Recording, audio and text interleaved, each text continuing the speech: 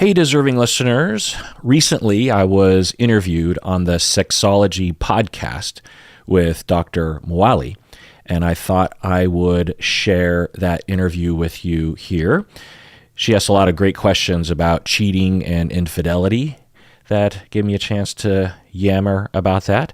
So let's listen to that interview on the Sexology Podcast. Hello and welcome back to another episode of the Sexology Podcast. I am so excited to welcome Dr. Kirk on that. Kirk, welcome to our show. Thanks for having me. I am very excited about this conversation.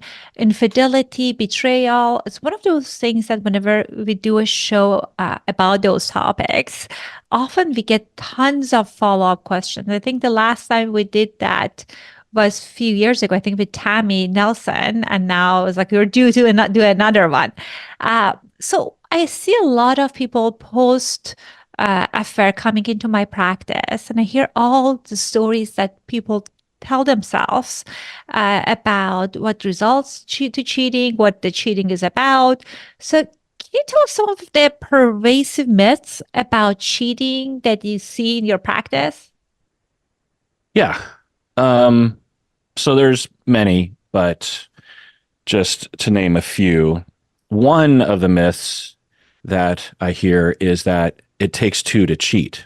And it depends on what we mean by this, but when we are cheated on, there can be sometimes a message given to us, particularly by the person that cheated on us, but maybe even by people around us, maybe even by therapists, that we, as the victim of the infidelity, somehow caused it.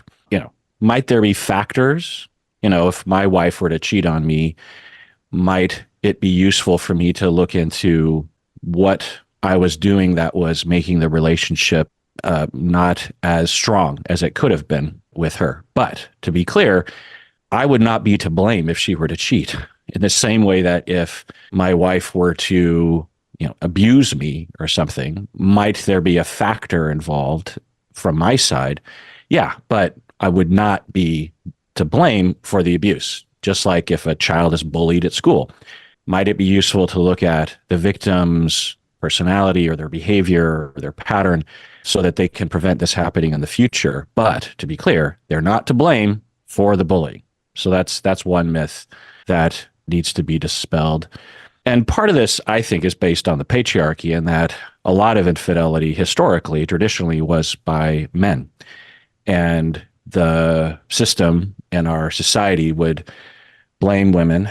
You're not having sex with him enough, or you're not appealing enough, or you're too nagging, you are demanding, when all she's asking for is minor accommodations in the relationship. And this notion of, you're dwelling in the past. So, takes two to cheat is something to dismantle. Another myth is once a cheater, always a cheater. I don't really hear this in my practice. I hear this more online.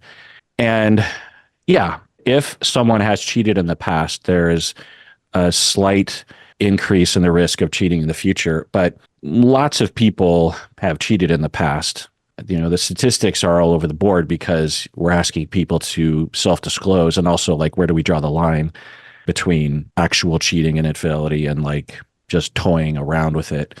Is flirting cheating? That it's where do we draw the line? But generally speaking, anyone who has cheated in the past, even if it was extensive, can change. And the circumstances might be different. Obviously, there's a lot of therapy that can be worked on. So once a cheater, always a cheater is not found in the data. Another myth that I hear a lot, particularly online, is that women cheat for emotional reasons and men cheat for sexual reasons. And this implies that there's this fundamental difference in terms of our attachment and our relationship needs and wants between the genders, and the data doesn't show that. Our society will influence people in a way as they're developing. Girls will be socialized in a different way than boys in general. But when we actually look at the data, and particularly when you look at more nuanced research, it's clear that there's a wide variety of people and You might have a woman who's more concerned about sexual infidelity, and you might have a man who's more concerned about emotional infidelity. So it's a person by person difference. You brought up so many great myths that I want to definitely talk more about it, but it seems like you had more to add. So please. Yeah, just a couple more. I mean, one is that cheating means divorce or breaking up. Like you have to break. You'd be stupid if you didn't break up with someone that cheated on you. And again, case by case basis. In my practice, I have worked with many couples as they recover from infidelity, and if they work hard and I do a good job, then these couples are stronger, much stronger after the recovery. It's hard. It's a process. The cheater has to go through a lot of changes and transformation, and it's usually fundamental to their personality that led them to cheating. Not that they're psychopathic necessarily, but the avoidance or the pain or the traumas that they went through, the kind of defenses they have. It's not easy, but cheating, infidelity is an opportunity. Now, if a victim of cheating doesn't want to work on the relationship and would like to break up, then absolutely, but it doesn't automatically mean that, and it doesn't mean that you're weak if you decided to stay and work on things. Also, just another myth that I will hear sometimes, again, mostly online, is that, hey, my partner isn't having sex with me, so what else, a man has his needs. He's got to get out there, it's a mandate of biology that I must have sex. And, obviously that's silly. Now, if there's a problem with regarding to differences in libido or in being sexually fulfilled, then obviously work on that, talk about it, figure something out. But the answer isn't, well, I'm just going to cheat. That you brought up, and I've seen, like, similar to what you were describing in my practice, lots of nuances of all of these situations. I think infidelity couples who choose to work on it, it requires tons of effort and sitting with discomfort and uncomfortable emotions. But I agree with you that it highlights the challenges we have individually and relationally when we are going through this process. So it's a great opportunity for you to learn about yourself, the resources, whether it's if you were someone that a quote unquote offender or the someone that was cheated on. To the first point that you said, it takes two to cheat. I mean, we talked about that.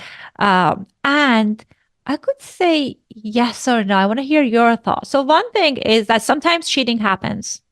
It has nothing to do with other partner. You can be an angel, perfect partner. The person going through something, maybe you were a wonderful partner and that triggered the avoidance style of attachment, right? So it could be a number of different reasons. And they go out of the relationship and it has nothing to do with you. You can think about how you can navigate it. That's completely understandable.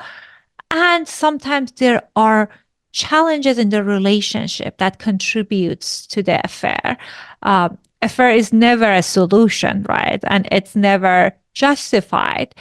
But I can see that also that happens at time. So how do you suggest people look at those situations, right? The situation, they can see the part that they had in it. For example, many people are thinking sex is optional, and it could be kind of a non-essential if you're asexual in your relationship, but saying that I'll address it, and then they realize that their partner was going out of the relationship and having sex. Again, if they're not justifiable. There's so many different ways that you can manage it. But then we're going through this process and we want to reflect on our part. How do you recommend people to kind of look at these situations, and what does make sense from your perspective as far as like guiding people through this? Mm-hmm. Yeah, that's the $1 million question. Every situation is different, so I can only provide a framework that is not very specific, but the framework is that you go through infidelity together as a couple, and you should recover from infidelity together as a couple if you plan on actually staying a couple. But, even if you plan on breaking up, if the two individuals wanted to recover from the infidelity regardless, I think that would be fantastic for both people and for their future partners. Because if the cheater can work through that, then they're less likely to cheat in the future. And they're also just, cheating is a symptom often of deep suffering. That's what I have found. When before I was a therapist, before I started working with couples, and even before I started working with couples regarding infidelity recovery, I had the cultural notion that cheaters cheat because they just want their cake and eat it too. They might have trouble with self-control, or they don't have integrity. And those things could be at play. But every single time I have seen someone commit infidelity, it's because the individual has had long-term suffering and pain and avoidance, and they don't have solutions to their traumas. And these behaviors are part of that struggle. So if they were to work on that struggle, then as a symptom, they will be less likely to cheat. But more importantly, they're not suffering on a daily basis anymore. But and then of course, even if the couple breaks up, for the victim, they can benefit greatly by going through that with the cheater, in that the victim will feel less likely to be overly distrustful and paranoid and hypervigilant in the future. But anyway, so if the couple's going to stay together, then they have to recover together, and that involves going to couple therapy with a specialist in infidelity recovery, and in all likelihood, both going to individual therapy, particularly the cheater. That isn't, I think, always necessary, but it often is, and it certainly can't hurt.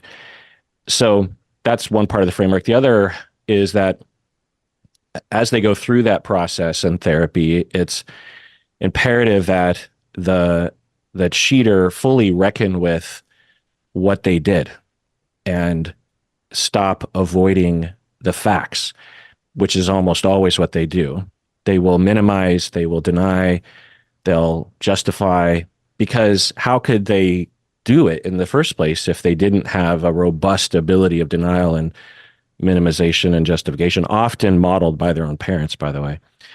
So it's really hard for that cheater to admit that, even to themselves, let alone to their spouse, let alone to the therapist in the room.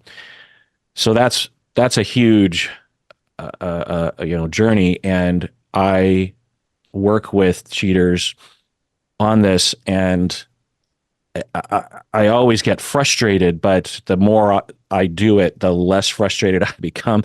It's very frustrating working with people who commit infidelity, because 9 months in, after we've been over the facts and they've said in therapy many, many times, yeah, that's the whole truth. There's no other infidelity. I'm not lying anymore. Some new detail will come sneaking through, and the victim will tell me, look what I found on her phone, and I'll be like, oh, okay, so let's start over.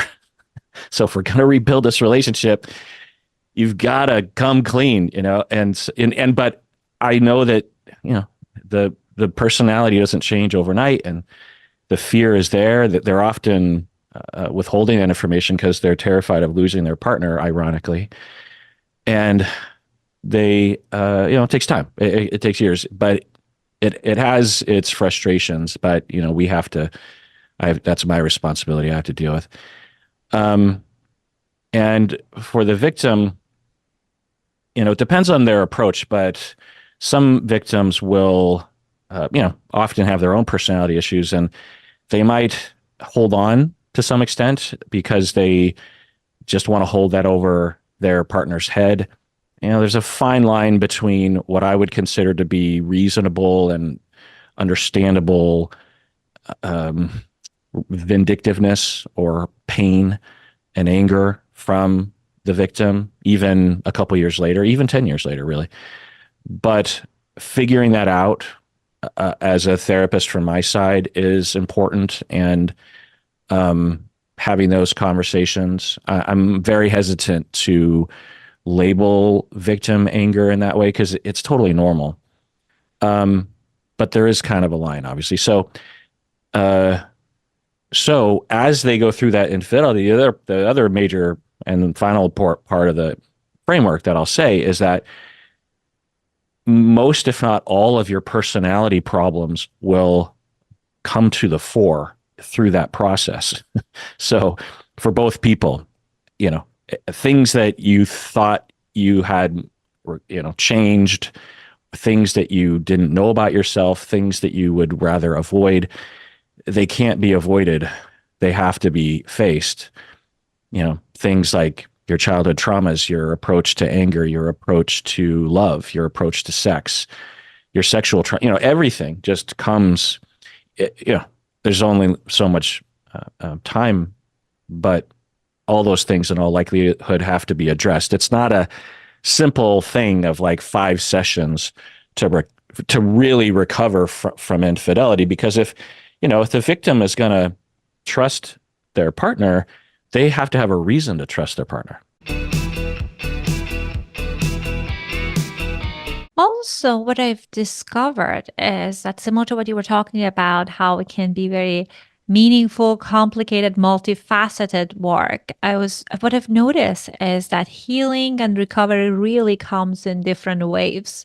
One wave is that when people kind of go to actual couples therapists, they feel like they talked about it, they accepted accountability, but really kind of like sometimes people figure out, oh shoot, I have not processed it, when they resume having sex, when they want to show vulnerability. And I hear clients say, I just can't have sex with them, or the rawness of the emotion comes up. Or some of my clients, they have a legit trauma response, like a PTSD response, that like when we were doing this, I was just like flooded with the idea of, did he or she do that with this other person? So some people, the sex is not important for them at all. And then like if they work on the relationship part, kind of having a strong sexual connection doesn't necessarily is as of much of a priority. So it's not a change in the relationship.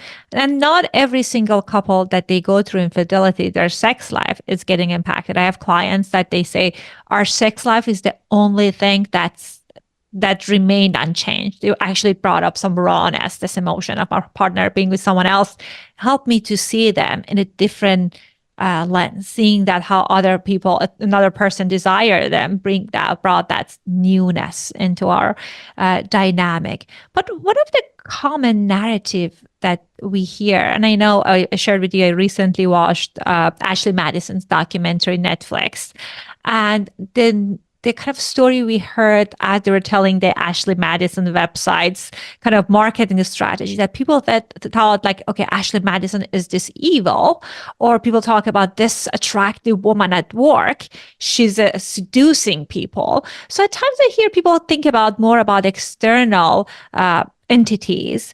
So kind of think about, this is the responsibility of those people, those organizations. That's why this happened to us. I know it's very controversial. I'm curious about your thoughts.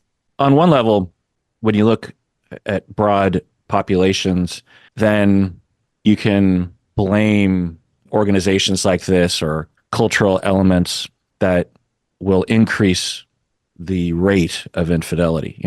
I'm sure they didn't do this study, but if you took 10,000 people and with 5,000 of them, you started marketing Ashley Madison, banner ads and other kinds of marketing methods, would you find an increase in infidelity among the group of people that were marketed to?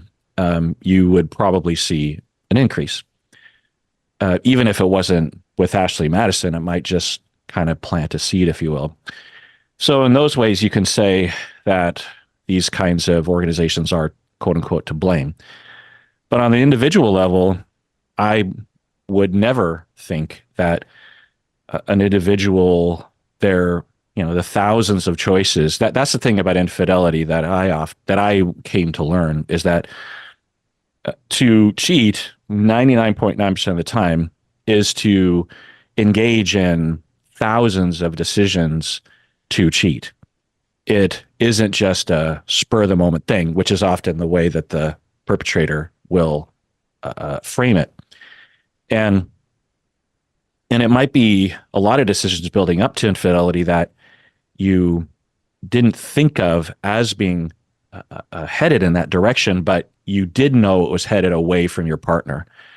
Things like, spending an extra few hours at work, or not working on the relationship, or not opening up to your partner, not telling your partner that you're not happy with your sexual life, or spending a little bit more time after a few glasses of wine DMing your ex-girlfriend. It's just a friend, and maybe you don't cheat with your ex-girlfriend, but it's these little movements that if you really stopped and there's nothing wrong with talking with your ex-girlfriend, but all the time when I investigate the buildup, the precursors to cheating with people, and they have enough self-awareness to lay it out, you see perhaps years of this movement in that direction. So to say that Ashley Madison is the only reason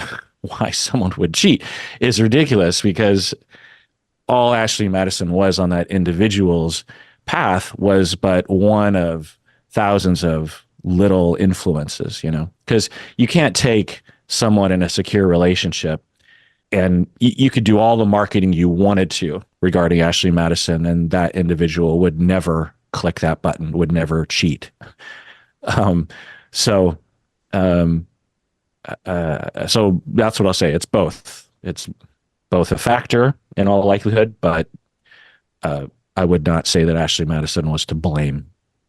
Plus, like, when we live in a capitalistic society, you're going to find profit in infidelity, and that's what we have. So, it's the same when it comes to pornography or sex work. Can we blame pornography or sex work for infidelity or for that kind of behavior? No, but if you don't have it, you're less likely to have people engaging in it, obviously. But, everyone is on a path of thousands of influences and decisions and whys in the road. So, yeah, if we did away with Ashley Madison, I don't think that infidelity would stop. And you mentioned something very interesting that I often think about, like, if there's no sex work, right? I feel like if we're banning the sex work or porn industry, how would that impact infidelity if there are not organizations like Ashley Madison?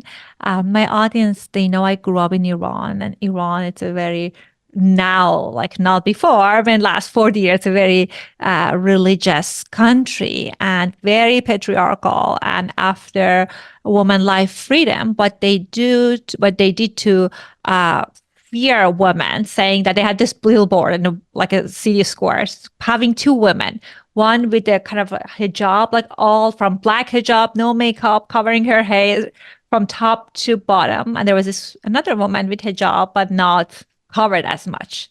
And they put it on the billboard. Which one do you want your husband to be the co-worker with? I was like, how does that mean, right? Like, if my husband cheats on me or my partner cheats on me, 100% is on them. My hope is, like, I don't feel they are in the cage that they cannot see anyone. And as soon as they see someone mildly attractive, they go with the person. To me, this logic is crazy. And also with the sex work, right? In Iran, sex work used to be legal, and now it's illegal. But we know that throughout history, sex work has existed. So what happens when something is illegal? Now they're minor trafficking and all sorts of cruelty against sex workers. So to me, as you were talking about, I feel that there are aspects of human psyche that exists, right? So I think, like, there was some truth to what the banner was for Ashley Madison. Life is too short, have an affair, right? So, like, it was, life too short, enjoy it. So that's what we all heard. But again, it comes into accepting that we have this vulnerability. And where am I in this world with vulnerability? If I cheat, I always tell my partner, it's on me, right? Like it's on me. I made the decision. And what I realized, people are different. Some people feel like, okay, I'll make this small decisions. That wouldn't make a difference. And some people they don't have the awareness as you were talking about. Like I'm completely okay. I can DM everyone I want and I'll be okay. And they just kind of make themselves more vulnerable. But for the couples that you work with, what are some of the key risk factors that can increase the likelihood of cheating? Again, the reason we're saying this is not saying that the partner necessarily caused the cheating, but we're thinking about how can we possibly address the vulnerabilities in our relationship. Yeah, that's a good way of asking the question. That it's more about how can we all strengthen our relationship, strengthen our own personality such that we don't do things that compromise things.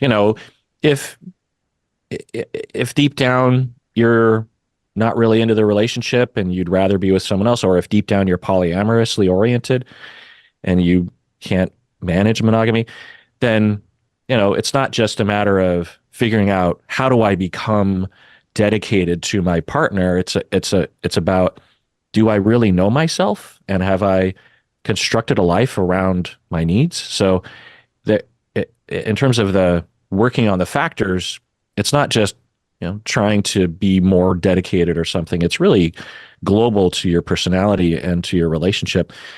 The factors that we found in the research and in my own experience are, the more attachment insecure you are, the more likely you are to cheat. It's not a strong signal.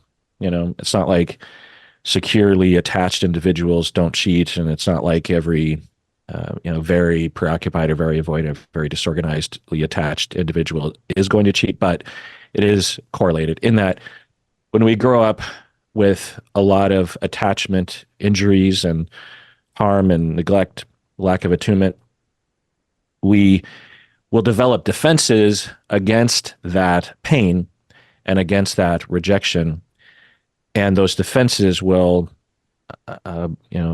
shoot us in the foot, in our own foot, as we try to navigate the ups and downs of a relationship. For example, if our dad abandoned us and that was very painful to us, so the way that we coped with that is to be hypervigilant about relationships, to be overly concerned with the state of mind of our loved ones so that we can game the system to get more attunement and avoid abandonment again. And then we get married and we're very hypervigilant and very noticing of our partners, and overly paranoid that our partner is going to abandon us when there's no sign of that. We're in a bad mood. We might accuse them of things. We might start to be controlling. That's going to push people away. And through that relationship difficulty, I'm going to be more likely to cheat because I just don't feel secure in the relationship, and I have a lot of ups and downs. Plus, the relationship quality will go down, which is also associated with infidelity. And that's another major factor, is just a lack of connection. When people don't feel connected, that's what I always think. It's like, for me, because working with couples, I'm often working with everyone, regardless. I don't know about you, but I often reference myself and my own relationship, because we can read all we want, but living life is its best academic source. And so for me, I think about, well, why don't I even have the impulse to cheat on my wife? What is that? I don't consider myself to be of more honor or integrity than anybody else. So what is that? And when I think about even the slippery slope to that, even if she never found out, and honestly, my wife is so nice, she would probably forgive me if I did those things. So I don't even necessarily see like a very negative outcome. I mean, that's funny to say out loud, but point is that I just don't want to, even if I had an impulse, I'm human, there's impulses, but there's a connection there that I carry with me into, the deepest part of me, that deep, because that's where infidelity begins, is deep inside. And so that even deepest part of me is like, what are you doing? You're hurting us. You're hurting, your life. You're hurting yourself just to entertain that idea. So when you lack a connection, you're going to have more infidelity. And along these lines, more conflict is going to be associated with more infidelity. Substance use is a big one. Alcohol use is a big one. Uh, uh, Often infidelity begins, or the thought begins, the process begins when drinking. Our inhibitions are down. We might regress to an earlier part of our maturity. There's a lot of associations there. And then substance use can also lead to conflict. Another factor is a cultural belief or a personal belief that cheating is normal. Can absolutely be a factor. Men are men, that's what they're going to do. Or, there are some societies where it's just understood that, like I don't know if this is real, but the TV show Sopranos, I love that show. All the dudes have gumars, or I don't know what they have women on the side, and they all consider it to be just completely normal. So that's an extreme version of that, and I'm guessing some sort of a racist caricature of those kinds of people. But anyway, also declining sexual satisfaction can be a factor, and declining relationship satisfaction. Again, not something that we would say is to blame, but it can be a factor. Makes sense. Also, a personality trait of impulsivity, whether that's related to ADHD or mild psychopathy or full psychopathy, or just impulsivity, impatient people, or people that have a hard time with their superego kicking in under certain circumstances, they're going to be more likely to cheat. Not necessarily with the cheating part, because that's quite a leap in terms, it's not like if I were impulsive without any buildup, I would just boom, like, oh my God, I'm having sex with someone else. Like that's not how that works. But the impulsivity to DM somebody, or the impulsivity to,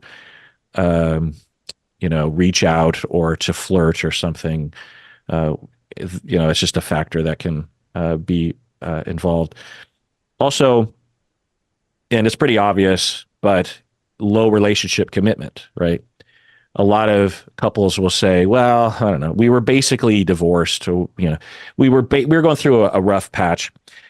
And so it wasn't much of a leap to start cheating on that person. So those are all the main factors. Some of those are research oriented, and some of them are, the way I'm wording it, are just like my own experience. Well, there are so many things, as you mentioned, that can contribute to someone going out of their relationship. Definitely substance use and alcohol use is a common theme that I hear, especially like it's what's interesting in cisgender women. I have like the people at times, other myth, people think that only people who cheat are men because men are men. But in my practice, I have a significant number of women that they cheat on their partner, and they work on themselves or as a couple session to kind of address the issue. And majority of time they say, like, I started drinking, I drank too much. Again, alcohol I don't think is the issue, right? Like we are suppressing our part of ourselves to give ourselves permission to be able to do this. The same with other substances, or even at time I tell people porn, right? Sometimes people kind of fixated on our issue is porn, but the issue could be golf. It could be something else, right? Like in our partners hyper fixated on doing something else that doesn't include us. It could be something there. And I think with infidelity, that could be also a part of it as well. And I know how, like, I'm sure you experience it a lot in your practice, that it can be really, really hard for the people who experience betrayal to forgive the partner? First of all, it's not something that you have to. Society definitely judges, especially women, that they forgive their partner. They make the decision. They think, oh, they were weak. We all heard about Hillary Clinton and Bill Clinton and how people perceived Hillary after that, right? They feel like we don't respect people's decision. So tell us about the forgiveness. How is it possible? How can people move toward that direction? Yeah, great question. So I like to define things before talking about them, especially with a word like forgiveness, because there's so many different working definitions that people operate from. I did a whole deep dive on apologies, and that led me down a whole rabbit hole regarding forgiveness and all the cultural notions around forgiveness and the American Christian versions of forgiveness. And so let me provide my definition that I came to in my deep dive, which is forgiveness is an intentional process. So it's a process you go through on purpose with a plan. You're going on a campaign that eventually results at a decision to end your negative attitudes and feelings towards the transgressor. So forgiveness it's a process that you go through. So if someone, if my wife were to cheat on me and I and the two of us went through a pattern or a process of recovery, and I chose, it's a choice. Forgiveness is a choice, but it's also not a choice that you make and you instantly will forgive. It's a choice to go down a road, especially with a big transgression like that. If someone bumps into me at the shopping mall, I can choose to forgive that person right away, even if they don't apologize. That's another part of forgiveness is you can make it dependent on an adequate apology, or you could just make a decision in your head.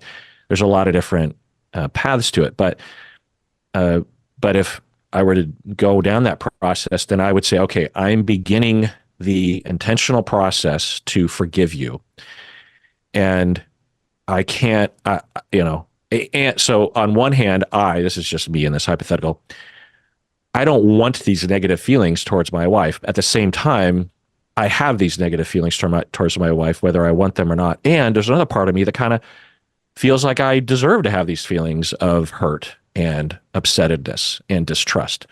So what does that mean? Also, what does it mean to understand, like if I had a friend who frequently was late to things, like really late, maybe like to pick me up to go to the airport or something, and it really impacted me negatively. They might apologize, and I might actually forgive them, because they're my friend, and I, in my head, even without them apologizing, I might just in my head just say, you know what, I'm not going to have ill will. I had ill will that one day because they didn't pick me up, take me to the airport, but what are you going to do? They didn't do it on purpose. It wasn't personal. They do it to everybody. But I would say, I'm never going to ask them to take me to the airport again. I'm not going to hate them. I'm not going to look bad. I'm not going to get, disjoint, sort of upset around them, but I'm not going to trust them with taking me to the airport. And whenever they tell me that they're going to be at a certain time and place, I'm not going to believe them until I see it. And so I've forgiven in that instance, but I haven't forgotten, and I am quote unquote holding on as I move forward. So with infidelity, there's a lot of different ways of looking at it. You can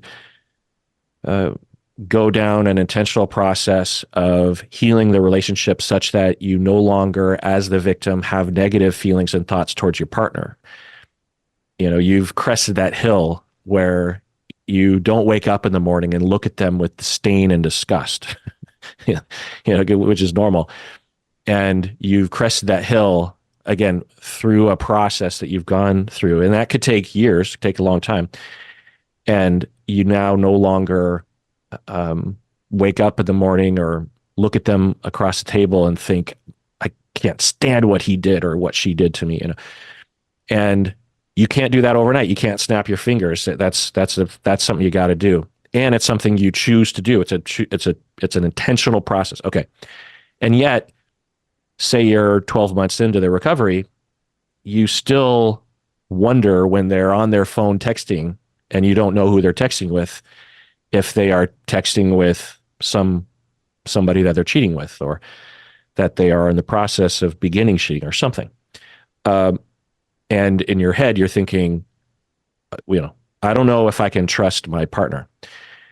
So is that forgiveness? I would say that is forgiveness in the way I described it, but you're not irrationally forgetting the past. The best predictor of the future is the past. The sun will rise tomorrow because it rose today. My wife will not cheat on me tomorrow because she didn't cheat on me yesterday. So if someone cheats on you, then there's a much greater chance that they're going to cheat on you or do something else that will harm you, in terms of distance at the very least in the future. So forgiveness is, it's complicated. And I'll be working with a couple who had infidelity 20 years prior, and they are still together, and the victim has forgiven, but they haven't forgotten, and their body hasn't forgotten, because every once in a while something will trigger the victim and they'll get angry and hurt, and it'll come back around. But if a couple recovers well enough, each time the cycle comes back around, the couple will get through it easier and easier. And there's a whole process. And typically what happens, just as a side note on this, is that the perpetrator will say, this again, what are we doing? And so what I say to the cheater is, I'll say, if you're choosing to stay in this relationship, you're choosing to cyclically revisit this infidelity for the rest of your relationship with this person. So that's what you're signing up for. If you do everything perfectly, 25 years from now, your partner will turn to you and say, I can't believe what you did that night. And you have to, muster the differentiation and the maturity and the compassion and the self-awareness to face it in the moment and say, I'm sorry that I did that 25 years ago. Yeah. And you go through the whole, and each time you do that, then, it gets easier every time. So, forgiveness is complicated, which is different from the way that it's often talked about, which is that you just decide. And again, in the patriarchal system, often aimed at women, that they're dwelling on the past and they should move on. And there's also this, I was raised Christian, so I could say this, that there's a Christian notion of that to forgive is to be godlike, to be Jesus-like. And, because according to the story, Jesus didn't go through a forgiveness process, and there wasn't a lot of apologizing to Jesus for original sin and whatnot. And so you're just supposed to let it go. And geez, wouldn't that be nice if we could just let it go? Like our mom abuses us for the first 15 years of our life. And if we could just let it go and no longer have any ill will or bad feelings or, residue, it's a fantasy. So, and that notion often benefits systems of power which often is committing massive transgressions on the powerless. So it's very convenient that the power structure encourages this notion of instant forgiveness. Absolutely. The other thing that at times I hear people kind of like react to is that I just want my partner to guarantee that they won't cheat. And they want it kind of like a reason kind of for future why that's not going to happen. I understand that it's really important to be committed, right? Because no one want to go to the relationship and get re-traumatized. But also if you are looking for guarantee, right? There's no guarantee. And like that's a path that you can just kind of go around and around looking for a guaranteed. And I tell people at times that my relationship with my partner, with my husband, we are very committed together. But I personally don't know what's going to happen tomorrow, right? Because just like infidelities are just so multifaceted. And we kind of like do our best today to build our relationship. But I feel like that's also another hook that people get hooked and they kind of like say, oh, but I just need the guarantee. What do you think about that? Yeah, great question. So, on one hand, for individuals who are raised in a certain way with abandonment and betrayal and inconsistent attunement, that can create a defense, as I was saying earlier, of hypervigilance and preoccupation and anxiety regarding relationships, which can result in this obsession with, is my partner cheating on me? And I need to make sure that I keep an eye on that and monitor that. It's this constant nagging feeling. Why do I not have that constant nagging feeling? Well, people on the outside would say, well, your relationship must be good. But, for anxiously attached people, they can be in a wonderful relationship without ever having been cheated on by their current partner for 15 years and yet still have this intrusive thought of, she's cheating on you. He hasn't texted you back, or he's at work. Do you know he's at work? What do you really know what's happening? She was looking at that guy at the mall. Does that mean that she wants to have sex with that? It's weird. It's irrational. Usually preoccupied folks know it's irrational, but it's still in their mind. So on one hand, the irrational, intrusive thoughts of hypervigilance and anxious attachment are, for the most part, separate from any sort of in-world reality that needs to be recovered from and healed from and dealt with. It's not something that an individual should deal with in isolation. They should work on it as a couple, because the fastest road to security is to build a secure relationship that's a corrective experience, but also just to go to your partner and say, like, so when you did that thing, I had a paranoia that you were cheating on me, and that's on me. That's not on you. But can you just reassure me that you're not cheating on me? Because I have this paranoia. You could really help me out. That goes a long way. It's hard to do, because when you're convinced that your partner's cheating on you, it's hard to say it with such differentiation. But me and my wife say similar things to each other when we're at our best. So it's normal.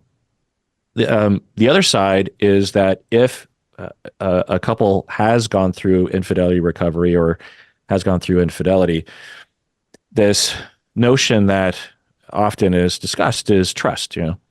And yeah, wouldn't it be nice if the victim could trust, right? It would change the way the relationship feels. It would, in all likelihood, strengthen the relationship. It would make it feel better for both people.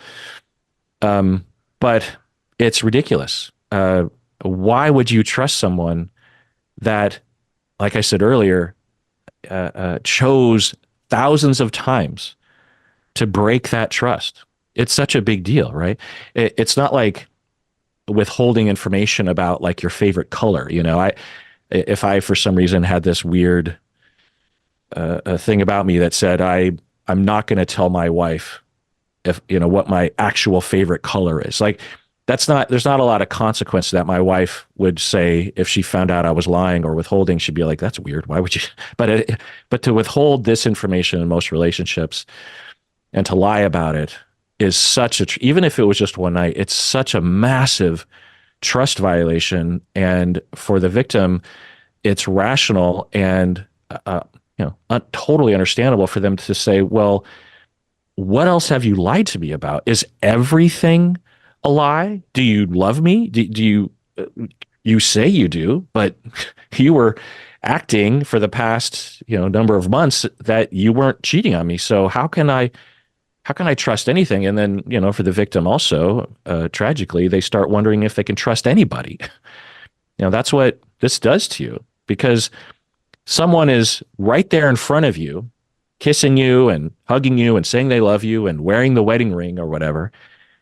And meanwhile, they're living this double life. It's just a complete mind screw. And if the infidelity is extensive, then you'd be, you know, it would be irrational to suddenly start trusting your partner after that. Even if the partner has done a lot in therapy, or has turned a new leaf, um, it makes sense. So, what do we do with that? Well, it takes time, and to not trust, like if with my couples that are going through this, and I talk a lot about this process and they tell me what they're going through, but for the victim to not trust their partner, there's different things that we can trust. So, say we're 6 months into infidelity recovery, weekly sessions, and both people are working hard. Well, the victim at that point can trust that their partner will continue working on the relationship and continue going to couple therapy and will continue to um, have vulnerable moments of discovery and bonding and all that kind of stuff.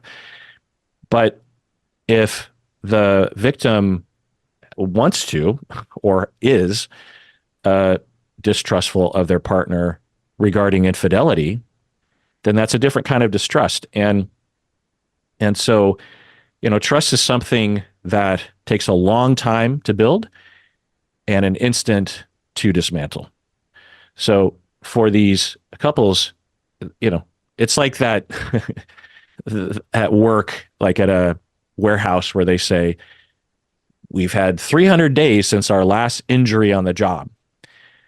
Well, it only takes one tiny injury to reset that clock to zero, and then you're starting over. It doesn't take into account. You could have 1,000 or 10,000 days, but you have an injury on the job, and it resets that counter to zero. You could have 10 years of seeming non-infidelity, and then you could have an infidelity episode, and it resets that counter to zero again. And you have to rebuild that trust. And it's harder to rebuild trust after that point because you've violated the trust. When you first met, you hadn't yet violated the trust yet. But once you violate the trust, and this is the known phenomenon when we actually research cheaters, one of the most universal thing they will say is, I had no idea the negative impact that the infidelity would have. I had no idea. I thought it would blow over, or my partner would forgive me quickly, or they would never find out. If I could go back, if I had a time machine, I would go back and just, shake myself and say, don't cheat. Everything, it's not worth it. A few moments of physical pleasure is not worth the lifetime of struggle and pain and bother that you will have to go through. Yeah, trust takes time. Well, for our listeners at home, Dr. Kirk Honda and I, we talked about like an outline we want to talk about, and we're at point number 2. So I know that I can talk to him for hours, but the good news is you have a lot of great content online that our listeners can go and check it out. You have your YouTube, you have your own show. So tell our listeners, if they are intrigued by our conversation today, what are some of the places that they can find you? Oh, well, just a podcast and YouTube channel called Psychology in Seattle. Awesome. So we'll leave a link to those resources in the show notes. Thank you so much for coming on the show and sharing all of these pearl of wisdoms with us. And hopefully we will have you back in future. Sure. And we got to point 2 because I'm a yammerer and you're a very good listener. I can tell that your clients appreciate that. Oh, thank you. I loved all the things that you covered.